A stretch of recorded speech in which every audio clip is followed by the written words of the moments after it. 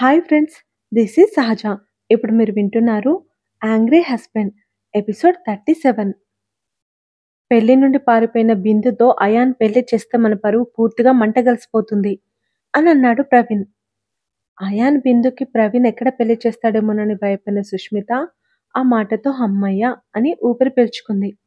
నేను ion ప్రేమించుకున్నాం uncle, please మాకు పెళ్లి చేయండి అని బాధగా అంది బిందు. ఆ మాట అయాన్ని చెప్పమను అని అన్నాడు ప్రవీణ్. బిందు అయాన్ వైపు చూస్తుంటే, నేనెవరిని పెళ్లి చేసుకోను, బిందును అస్సలు చేసుకోను అని కరాఖండిగా చెప్పాడు అయాన్. బిందుని పెళ్లి చేసుకోనన్నావు, సంతోషం, ఇక పెళ్లి నీ చేతిలో లేదు అని మొండిగా చెప్పి ప్రవీణ్ కదులుతుంటే, అసలేం జరుగుతుంది అని అడిగింది పైనుండి కిందికొచ్చిన ప్రసూనంబ. నీ మనవన్ని అడుగమ్మా అని అన్నాడు ప్రవీణ్. ప్రసూనంబ అయాన్ ముందుకొచ్చి, దియని ఎందుకు పంపించావురా, బంగారం లాంటి అమ్మాయిని ఎందుకు దూరం చేసుకున్నావు అని అరిచింది. దియకు నేనంటే ఇష్టం లేదు నాని. నీకు దియ అంటే ఇష్టమా, సూటిగా అడిగింది ప్రసూనంబ. అయాన్ ఏం చెప్పలేకపోయాడు.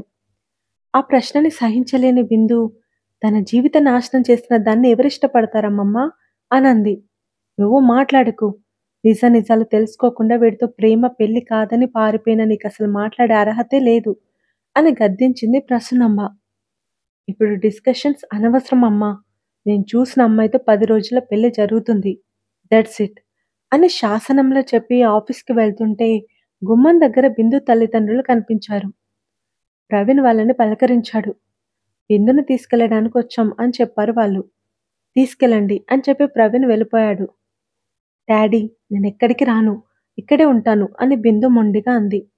లీలా బిందు గదిలోకి వెళ్ళి ఆమె లగేజ్ ప్యాక్ చేసి తీసుకొచ్చి బిందు చేపట్టుకుని బలవంతంగా ఇంట్లో నుండి బయటికి తీసుకెళ్ళిపోయింది. అరే, నేను రానని చెప్తుంటే అర్థం కావట్లేదా, బిందు అరుస్తూ గింజుకుంటుంటే, నిన్ను పెళ్లి చేసుకోనని అయాన్ కోడలుగా చేసుకోనని ప్రవీణ్ గారు కొట్టినట్లు చెప్పిన సిగ్గు లేకుండా ఇక్కడే ఉంటానంటావా అని కోపంగా అరుస్తూ బిందును కారులో కూర్చోబెట్టింది లీలా. డాడీ ప్లీజ్, మీరైనా మమ్మీకి చెప్పండి ఏడుస్తూ అడిగింది బిందు. ఇక నీ చేతిలో ఏం లేదు బిందు, మీరు చెప్పినట్లు వినడం తప్ప అంటూ కారు స్టార్ట్ చేశాడు సోమేష్. జరిగిందేం పట్టించుకోకుండా టిఫిన్ తింటున్న అయాన్ని చూసి అందరూ ఆశ్చర్యపోయారు. అనిల్, నీ తమ్ముడు ఏంటి చీమ కుట్టినట్లు కూడా ఫీల్ అవ్వట్లేదు? అనిల్కి వినిపించేలా అడిగింది సుష్మిత. మీరు డాడీ కంటే ముదురు, సరే నేను ఆఫీస్కి వెళ్తున్నాను బాయ్ అని చెప్పి అనీష్కి ముద్దు పెట్టి వెళ్ళిపోయాడు అనిల్. అయాన్ కూడా టిఫిన్ చేసి ఆఫీస్కి వెళ్ళిపోయాడు. ఏం జరుగుతుందో ఏం జరగబోతుందో అర్థం కాక బాధగా ప్రసూనంబ సోఫాలో చతికిల పడింది.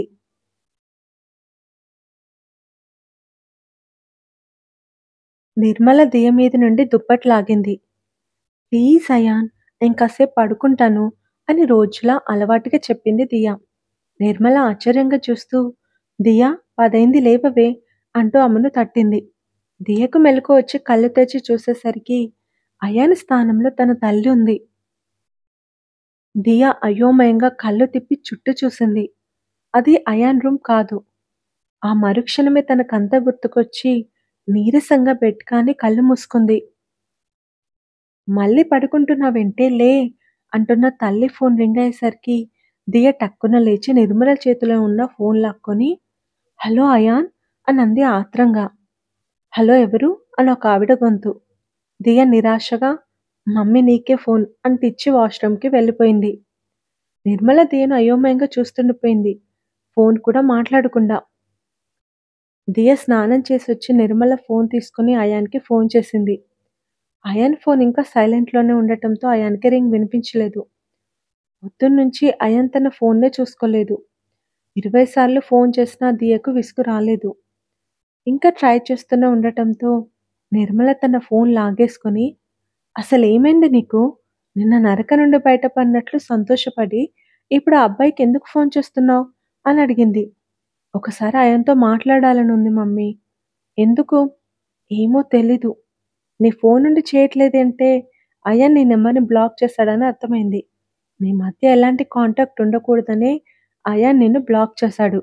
అయినా కూడా నువ్వు అతనికి ఫోన్ చేస్తున్నావంటే ఏంటి అర్థం? చూడు దియా, అతని లైఫ్ నుండి రావాలనుకున్నా వచ్చేసావు. ఇక నీ లైఫ్ నువ్వు జీవించు అనంది నిర్మల. నేనేం రాలేదు, అతనే నన్ను పంపించాడు. నువ్వేం అనకుండానే పంపిస్తాడా? అన్నాను. చాలా అన్నాను. కదా! మరెందుకు ఫోను చేస్తున్నావు? ఏమో మమ్మీ నాకు తెలీదు. తెలుసుకో. తెలుసుకోలేకపోతే ఇంకెప్పుడు అతనికి ఫోను చేయకు. అతని గురించి ఆలోచించకు. డ్యాడీ నీకు పెళ్లి సంబంధాలు చూస్తున్నాడు. ప్రిపేర్ అయి ఉండు. వాట్? పెళ్ళా? నాకు మళ్ళీ పెళ్ళేంటి? దియ షాకయింది. అంటే అయాన్‌తో జరిగిన పెళ్ళిని నువ్వు యాక్సెప్ట్ చేస్తున్నావా? అని సూటిగా అడిగింది నిర్మల. ఏమో! అన్నిటికి ఏమో అంటావేంటే? నేను పెళ్లి చేసుకోను మమ్మీ. డ్యాడీతో చెప్పు అని అంది దియ. అబ్బాయికెప్పుడో ఒకసారి తప్ప కోపం రాదంట. చాలా మంచివాడంట.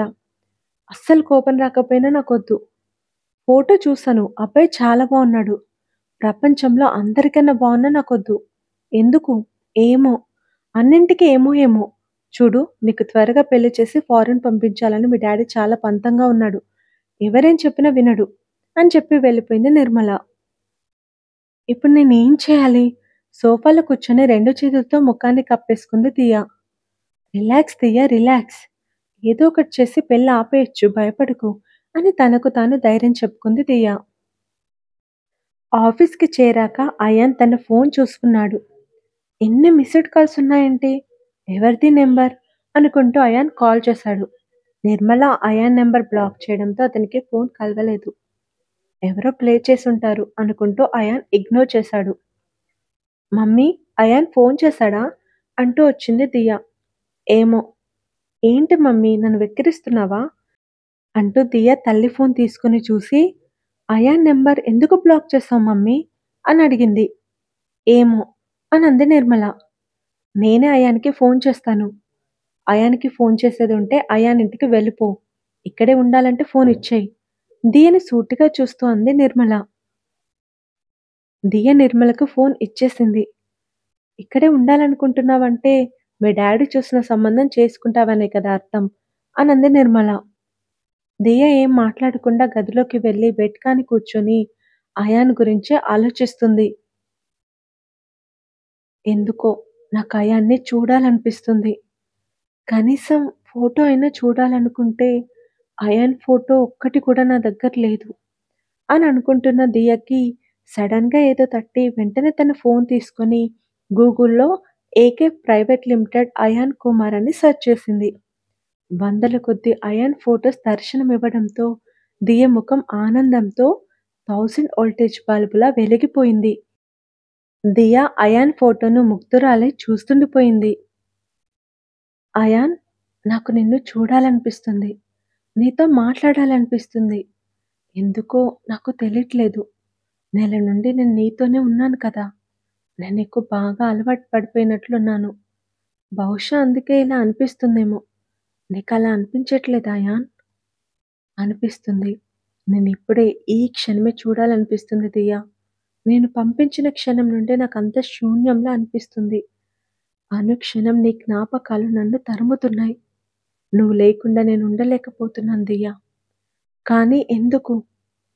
ఫోన్‌లో దియ ఫోటో చూస్తూ ఫోటోని అతని గుండెలకు హత్తుకున్నాడు అయాన్. నాకు పెళ్ళంటున్నారు అయాన్. నాకు పెళ్లి చేసుకోవాలని లేదు. ఎవరిని చేసుకోవాలని లేదు. ఎందుకో నాకు తెలియట్లేదు. నీ నుండి వచ్చాక నేను హ్యాపీగా ఉంటాననిపించింది. కానీ నేను బాలేను. అస్సలు బాలేను.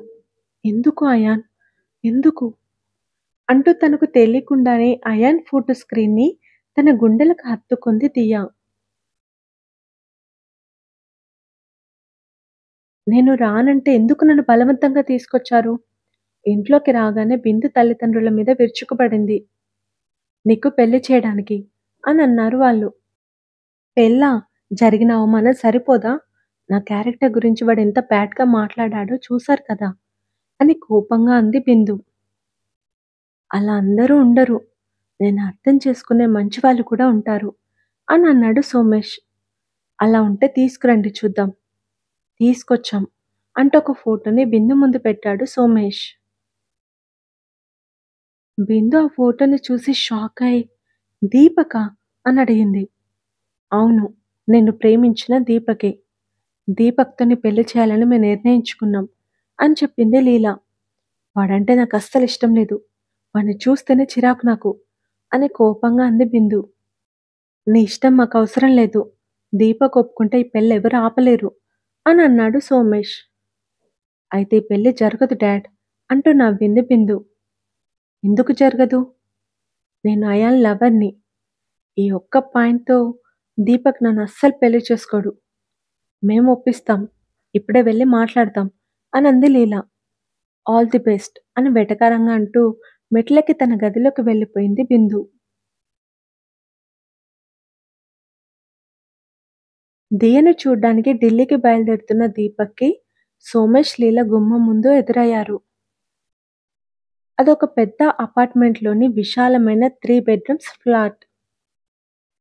దీపక్ బ్యాగ్ పక్కన పెట్టి రండంకుల్, రండాంటీ అని నవ్వుతూ వాళ్ళని లోపలికి ఆహ్వానించాడు. నువ్వెక్కడికో వెళ్తున్నట్లున్నావు. మేం తర్వాతొస్తాం అనన్నారు వాళ్ళు. ఫ్లైట్‌కి ఇంకా టైముంది రండి అంటూ వాళ్ళని లోపలికి తీసుకెళ్ళి కూర్చోండి అని చెప్పి మమ్మీ డాడీ అని పిలిచాడు దీపక్. దీపక్ తల్లి పుష్ప, తండ్రి కమలేష్ వచ్చారు. దీపక్ బిందు తల్లిదండ్రులను వాళ్ళకు పరిచయం చేశాడు. నవ్వుతూ పలకరించుకొని కాఫీలు తాగాక విషయానికొచ్చారు సోమేష్, లీల.